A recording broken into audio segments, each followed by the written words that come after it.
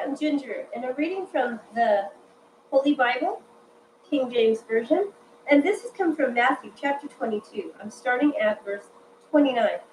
Jesus answered and said unto them, Ye do err, not knowing the Scriptures, nor the power of God. For in the resurrection they neither marry nor are given in marriage, but are as the angels of God in heaven.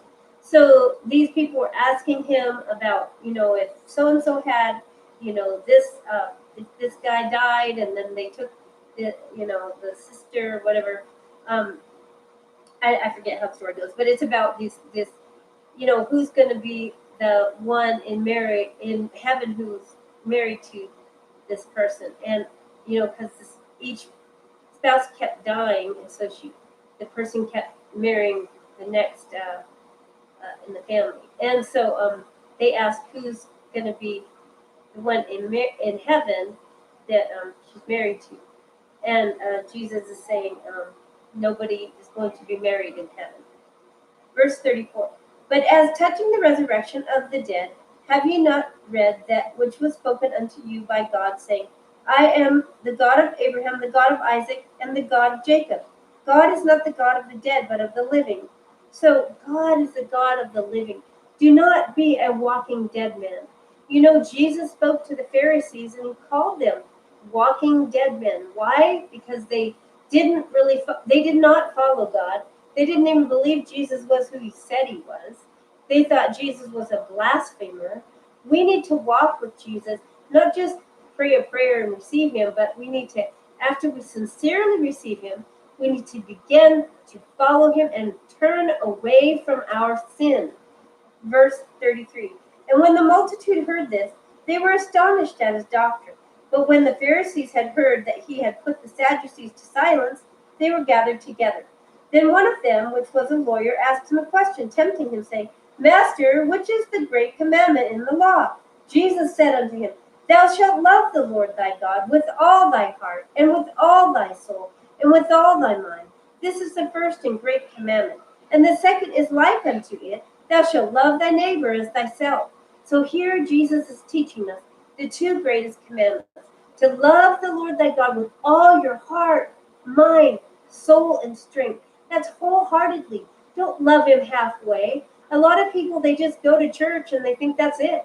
God doesn't even dwell in temples built with hands. He doesn't even dwell there. Neither does Jesus. Jesus lives in the human heart. If you receive him sincerely and you follow him, then he lives in your heart. Okay? So it's not about him living in these institutionalized churches. Okay. On these two commandments hang all the law and the prophets. Because if you love God and love your neighbor, you're not going to want to do people wrong. You're not going to want to sin. Love is the fulfillment of the law. Love covers over a multitude of sins. Love is patient. Love is kind. It does not boast. It is not proud. It is not rude. It is not self-seeking. It is not easily angered. It always hopes, always trusts, always perseveres. You can read this in 1 Corinthians chapter 13, verse 4 through 8. While the Pharisees were gathered together, Jesus asked them, saying, What think ye of Christ? Whose son is he? They say unto him, The son of David. He saith unto them, How then doth David in spirit call him Lord, saying, The Lord said unto my Lord, Sit thou on my right hand till I make thine enemies thy footstool. If David then call him Lord, how is he his son? And no man was able to answer him a word, neither durst any man from that day forth ask him any more questions. So we know that Jesus was from the beginning. It says in Revelation chapter 1, verse 8, that Jesus said, I am the Alpha and the Omega, the beginning and the ending. I'll read it here. I'll hold it up first. It's in the red letters here, and I'm going to read it. Verse 8, Revelation 1. It's Jesus speaking. I am Alpha and Omega, the beginning and the ending, saith the Lord, which is and which was and which is to come, the Almighty. Jesus never sinned. He was from the beginning. He is the beginning. So, guess what? And also, it says in the book of Ephesians that God the Father made everything through Jesus Christ. You can also see that in John chapter 1, verses 1 through 14. Thank you for listening. God bless all who seek after God with all their heart, mind, soul, and strength.